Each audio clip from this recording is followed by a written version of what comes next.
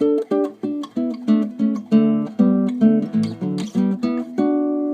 Ben. How's it going?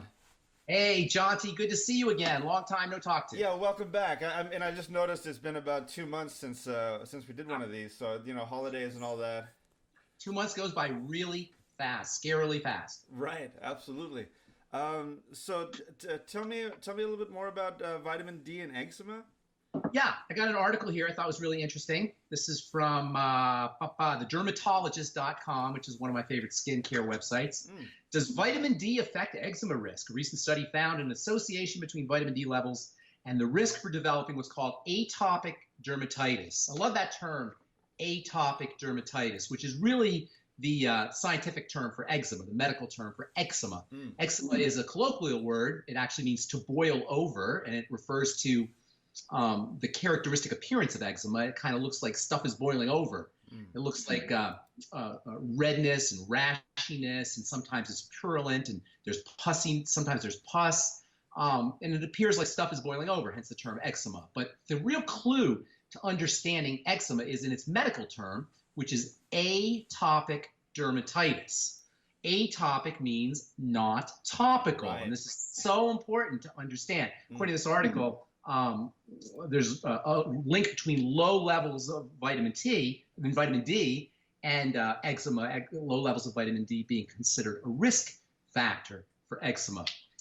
So anyway, the real clue to understanding how to treat eczema, which is a very unpleasant condition, it's itchy, it's rashy, it's cosmetically unappealing, it doesn't look good. The real key to understanding it is in the term atopic. It's not a topical product, yet most of our remedies, most of our treatments, most of our dermatological medical strategies for dealing with the condition are topical. If you go to a doctor, a dermatologist for eczema, what are you going to get? A steroid cream. Right, right.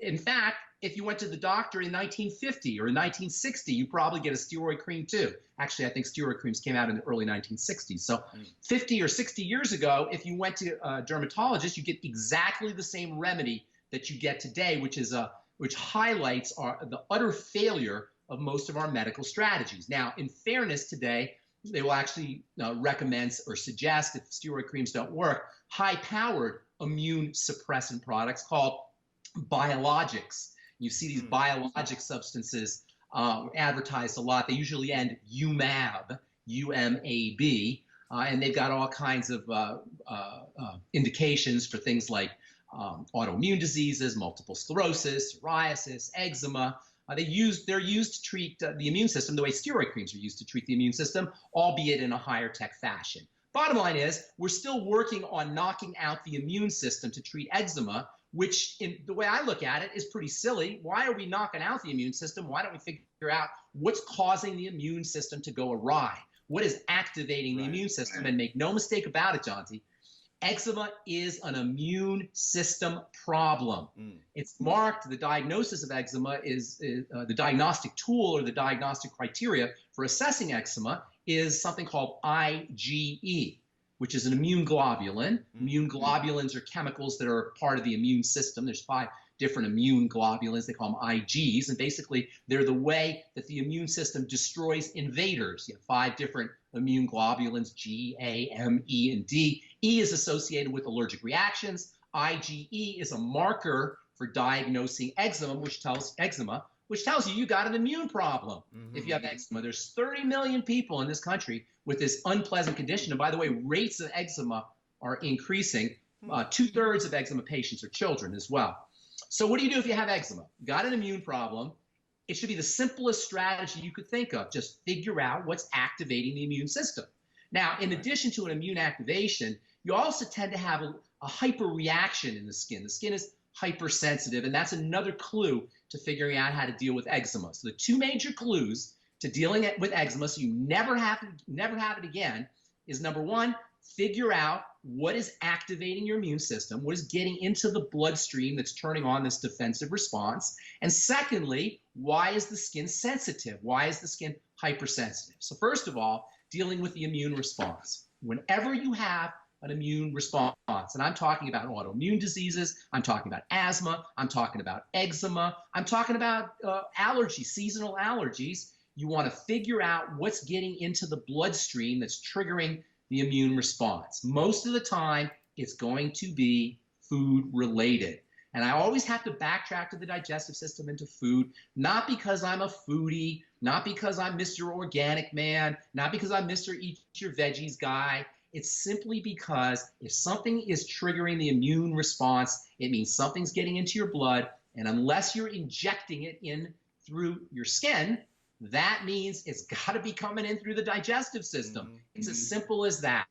So you want to do what I call the FDE protocol. The FDE protocol is fast, do a food diary, and then do the elimination diet. And this is the best way to figure out what's getting into your blood.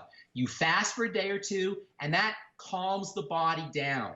That's I call that hitting the reset button. That takes you back to zero, and it's difficult to fast. I understand. Longevity's got a great product called Suero-V, and you can do a Suero-V cleanse. That's Suero-VIV. Suero-V is a fermented whey product that gives you probiotics and electrolytes, and it's a great way to do a fast. Now, if you don't want to do the Suero-V and you still have a hard time doing a fast, do vegetable waters, not vegetable juices, but vegetable waters. A vegetable water is when you put a few slices of cucumber, a few slices of celery into a blender with water and spin it up. The electrolytes from the cucumber or from the celery will give you energy, and the water will also help. And then the combination of the electrolytes in the water can make it easier for you to do a fast. So if you find it difficult to do a fast for 1 or 2 days, then do the Suero-V, do a Suero-V cleanse, or do some vegetable waters. Now, it's not mandatory that you do a fast. It will just make symptoms more obvious when you do the next step, which is D for diary or food diary. And that's where you write down everything you eat and write down how your body responds, either from a digestive system perspective, gas, bloating, constipation, loose stools, or from a skin perspective. You look for your eczema symptoms and you relate those to foods, specific foods. Now, the most likely culprits are going to be grains of all kinds, especially high gluten grains like barley and wheat and rye and oats. Those are your 4 main gluten grains. But there's other factors. Don't get all hooked into gluten. Gluten is definitely a problem, but there are elements that are found in other grains like quinoa or corn that aren't exactly gluten, but they're close enough that you might react. It's quite important to do a food diary and not have preconceived ideas. Jonty, I hear people all the time telling me, oh, but I eat really well, or oh, but I have a wonderful diet, or oh, but I only eat organic, or oh, but I'm not eating the 10 bad foods. You don't want to have preconceived ideas about what a good food is or a bad food is. Heck, people can react to asparagus. You can react to pears. You can react to all manner of foods that aren't on the 10 bad foods list or that don't contain gluten. So do a diary, a food diary. Write down the foods that you eat, and write down your reaction, your digestive system reactions, and your skin reactions as well, your eczema symptoms, and see if you can associate your symptoms to specific foods. And then you're going to do the third part, which is E for elimination. That's called the elimination diet. You do a food diary, you isolate problem foods, and then you do the elimination diet. So you wouldn't think that, oh my gosh, I have eczema, I don't have a digestive problem. They are connected. The skin is the digestive system outside in. The digestive system is the skin inside out. They're very similar in their constituency and in their tissue type. They're also very similar in the sense that both are protective structures. The digestive tract, the lining of the digestive system, is designed to protect the blood, and the skin is also designed to protect the blood, one from the digestive system for the stuff you're putting inside your mouth, and the skin is a protective organ for the outside. So they're very similar, and skin problems should always, especially eczema, should always be backtrack to the digestive system. Then the second thing you want to do after you've done your FDE is you want to support the digestive system. You support the digestive system with probiotics and fermented foods. Nightly Essence is a wonderful probiotic. You can also use fermented foods that contain probiotics. You should use fermented foods that contain probiotics. I personally am very fond of fermented vegetables because then you get all the nutrients in the vegetables and the bacteria in the cabbage if you're doing sauerkraut, or the beets if you're doing fermented beets. The bacteria release the nutrients from the veggies. So not only do you get the benefits of the probiotics and the bacteria, but you also get the benefits of the freshly released nutrients from the beets or from the cucumbers or from the cabbage or whatever fermented foods that you're eating. Personally, I love sauerkraut, and so I always recommend sauerkraut for people who have digestive problems or skin issues related to digestive problems. Also, digestive enzymes can be helpful. Use apple cider vinegar with all of your meals. Aloe vera liquid can be very helpful for the digestive system. Bone broth and bone broth protein are also very helpful for healing the gut, healing the intestine. And by the way, when we say gut, we mean the intestine. And then also glucogel caps. The glucosamine that's in glucogel caps that helps build your joints, the cartilage in your joints if you have arthritis, also builds the connective tissue in the gut, in the intestine, to block toxins from getting into the blood where they can initiate this kind of allergic response. Then there is dealing with skin sensitivities. Skin will be more sensitive. It will be hyperreactive, whether you're dealing with eczema or just ordinary sensitive skin. There's a lot of people who break out every time they put something on their skin, or whose skin is very sensitive to the touch. They'll tell you, oh, I have sensitive skin. Well, guess what? Nobody should have sensitive skin. The skin is a fatty organ, and if you have skin sensitivities, there's a chance that you're either not absorbing your fats or you're not intaking your fats. If you have a problem with intake, make sure you're supplementing with fatty vitamins. Vitamins D, we just read about how important vitamin D is as a marker for eczema. So using vitamin D supplements, or even better, the best way to get your vitamin D is not from supplements, but from the sun. So making sure you're getting a little bit of sun to help heal the skin. The sun on its own will heal the skin, and also to give you vitamin D, which is an immune boosting vitamin and can help with skin sensitivities. Supplement with vitamin E, about 400 international units of vitamin E. I like something called mixed, M-I-X-E-D, mixed tocopherols or mixed tocotrienols, and that's spelled tocopherols, T-O-C-O-P-H-E-R-O-L-S, tocopherols, which means to bear children, because vitamin E protects the fats and sperm cells, so it's a fertility vitamin. And then mixed tocotrienols, T-O-C-O-T-R-I-E-N-O-L-S. This is a very high-tech form of vitamin E, powerful antioxidant. About 400 international units of mixed tocopherols and mixed tocotrienols. Those are real easy to find, vitamin E, on the internet or in health food stores. And then also vitamin A, super important skin vitamin, works with vitamin D, maybe 20,000 international units of vitamin A a day.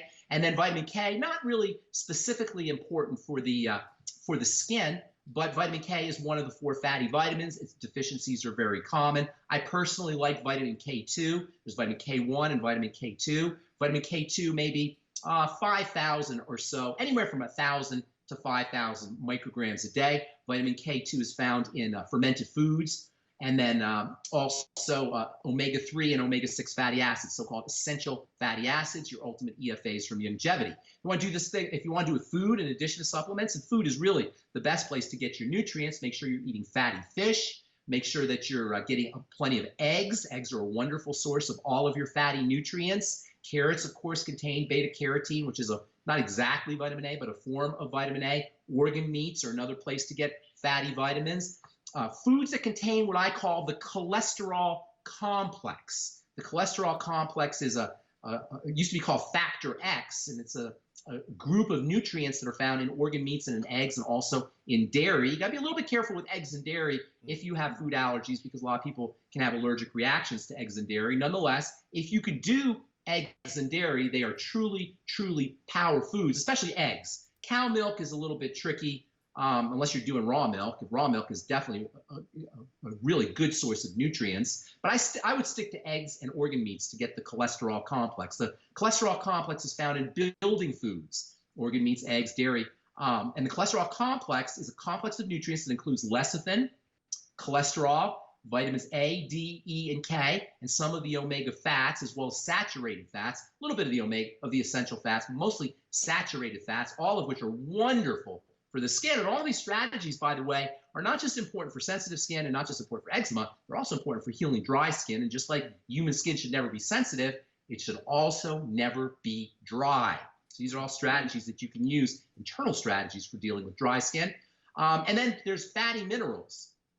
Most minerals aren't really fatty, but there's a couple minerals that are absorbed or handled by the body's fat metabolizing or fat absorption system, which is in the bile and the gallbladder and the pancreas. And that's specifically zinc and selenium, both of which play such an important role for the skin that they're actually used topically For dandruff, in Selsun Blue, which is selenium, and Selsun Blue shampoo, which is selenium, and then also Head and Shoulders shampoo, which is zinc. But you can get the benefits of zinc and selenium both topically. You can actually apply Selsun Blue or selenium-containing creams topically, and Head and Shoulders. You can actually apply that topically as a cleanser. You don't want to leave it on the skin. Or a zinc cream like zinc oxide cream or zinc oxide paste, I should say. But the best way to get your zinc and selenium is to take it internally. And that is 50 milligrams of zinc picolinate a day and maybe anywhere from 400 to 600 micrograms of selenium a day. Our ultimate selenium comes in 100 milligram capsules. So if you're going to do Zinc's ultimate, Longevity's ultimate selenium, I should say, you want to do maybe 1 to 5 or anywhere from 2 to 6 capsules a day, somewhere in there. Topically, you're not going to get rid of eczema topically. You can use all the Gold Bond eczema cream you want. You're not going to get rid of eczema topically, but you can alleviate or soothe some of the symptoms with eczema by using A&D ointments, by using zinc oxide cream, by using a topical vitamin C product that's fatty vitamin C, and by using a topical selenium product. You can make your own topical selenium product by breaking open a capsule and putting it in with some zinc oxide paste and kind of pressing it all together, and that'll make you a nice zinc and selenium paste. Also, if you want to soothe the itchiness of eczema, oats contain wonderful soothing ingredients. If you have an allergy to oats, you might have an issue with it, or if you have a real sensitivity to gluten, you might have an issue with it. But if you can handle oats, oat extract has been used for decades, for centuries even, as a soothing ingredient. You could put oatmeal in your bath and take a bath with it, or you can make a poultice of oatmeal with some, just by mixing oats with water and creating a paste, and you can apply that to your skin as well. The bottom line is, number one, nobody needs to have eczema. Number two, eczema is the sign of an immune deficiency, so work on your immune system, which is mostly located in the gut, by eliminating problem foods and supporting gut health. Number three, make sure that you're using fats and fatty vitamins, whose deficiency can destabilize the skin and make it more prone towards eczema. And number four, there are topical strategies that you can use, A&D ointments, zinc and selenium, and oatmeal and fatty vitamin C, but they are not going to eliminate the problem, even though they may soothe and relieve some of the unpleasant symptoms, the itchiness and the discomfort associated with atopic dermatitis. Well, you mentioned that there's 30 million people suffering from eczema. Right? 1 out of 10 people, and most are children. But then at the same time, it seems like there's a whole bunch of related skin issues. So you mentioned dandruff or dry skin or a variety of different things. All of that. Even psoriasis, which is in a way, it's kind of like a reverse form of eczema. Skin cells, in eczema, skin cells are not dividing properly. I should tell you, eczema is caused by an immune reaction against skin cell, or an immune reaction in skin cells, or in skin, not in skin cells, but in the skin. The immune system is activated in the skin. The skin is an immune organ, just like the digestive system is, and there's lots of protective molecules, immune globulins and antibodies and white blood cells. They're always traveling around in the skin looking for the enemy. So when the enemy gets into the blood, this can destabilize the skin by activating these immune system molecules. Psoriasis, on the other hand, is when these immune system molecules attack the skin cells, and the attack on the skin cells creates these distortions, and the end result of these distortions in the skin cells is skin cells don't know when to stop growing. Eczema is slightly different, but they are both immune kinds of reactions. Same thing with dandruff on the scalp. Dandruff on the scalp also can involve an activated immune system, usually involves destabilized chemistry of some sort, and all of these strategies that we talk about with eczema can be used to help with psoriasis, and also to help with dandruff, as you point out, or any kind of skin sensitivities or skin irritations. Yeah, I mean, we must be looking at, I would think a majority of the population has some sort of issue with regards to their skin, and it's a window into what's really going on. Being a window to the inside of the body. So in a way, a skin problem is like one of your best friends. It's like a doctor. It's telling you what's happening inside your body. It's very rare that you will have a skin condition that's not associated with something that's going on in the body. In fact, if I had to sum up all of our skin conditions and the way we want to address all of our skin conditions and the cause of all of our skin conditions, it's the fact that it happens extremely rarely that you will have an allergy on the outside of your body or a reaction from the outside of the body on the skin that is not somehow, or I should say a symptom on the outside of your body on the skin that is not somehow connected to something that's getting into the blood. It's counterintuitive. It doesn't seem like the skin is proximal or close to the blood, but indeed it's almost impossible to have a skin reaction that is not preceded by something that is getting into the blood and activating the immune system. It can happen. You can have nickel allergies and latex allergies and problems with cleansers and soaps, but usually that too involves some kind of destabilization that begins its career, begins its life as a deficiency or as an immune reaction to something that's going on in the blood. Right. Yes, it's possible, but it's very rare, almost very unlikely for you to have a skin reaction that's not linked to something that's going on in the blood or some kind of deficiency or both. It sounds like it's really it's sort of fortunate. You're a bit lucky to have this easy to observe issue where you can I do a lot of troubleshooting. So from a troubleshooting perspective, the problem is easy to replicate. Yes. And as long as you're an IT guy, right, Jonathan? You're a computer guy. Well, the body's is similar to that. The body's an information system. If you study IT, if you're an information technologist, the body is an information system. It makes you perfect to be able to understand the concept of troubleshooting. And that's really what we're doing. This is what doctors should be doing. We can do it ourselves, is troubleshoot. You got a problem, backtrack it to a cause, and then experiment. Take certain foods out, add certain nutrients in, just play around with it and see what the response to your symptoms is to your tweaks. It's just like tweaking a system in engineering.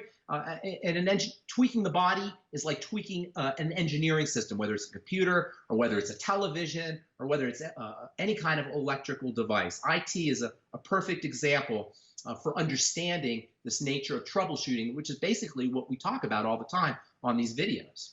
Ben, now when somebody's trying a different diet with regards to eczema, how long would they have to be on a new sort of setup of food and eliminate certain things before they would see a result?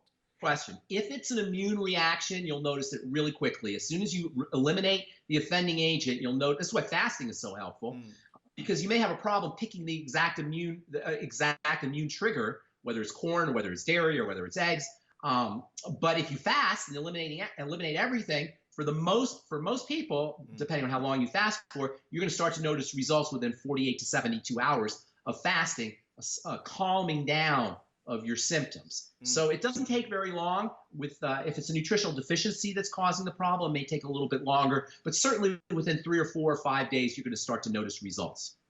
I was going to tell you one more thing the most likely food suspects for allergic reactions are dairy, peanuts and soy, and all legumes, corn, and all gluten-containing grains, and then for some people anyway, shellfish. Those are the most common allergic triggers, dietary allergic triggers, but don't get fixated on them. As I say, you can have digestive issues even if they're not full-blown allergic reactions to asparagus and pears and apples and all kinds of things that you would think are benign. So that's why it's so important to do that food diary. Neat. Well, there's 30 million people out there that will hopefully benefit from this succinct information, Ben. I really appreciate your time. One more thing. Yeah. One more thing. Last thing. If you have eczema, it's unpleasant. Yes, it's unattractive. Perhaps it's something that you want to get rid of. But understand, if your eczema is related to either an allergic reaction, a digestive system problem, or a deficiency, a nutrient deficiency, you are running higher risks for heart disease, for cancer, for autoimmunity, for a shortened lifespan. So it's not just a cosmetic issue. This is a serious health issue. And as you pointed out, it's actually good news that you are able to observe the symptoms of your nutritional deficiency or your digestive problem or your food allergy a food allergy problem. It's a great thing that you can observe it on the outside before it starts to deteriorate to where you're starting to suffer from it on the inside as well. So don't just treat this as some kind of superficial cosmetic issue. It really is a harbinger, a potential harbinger of worse things to come.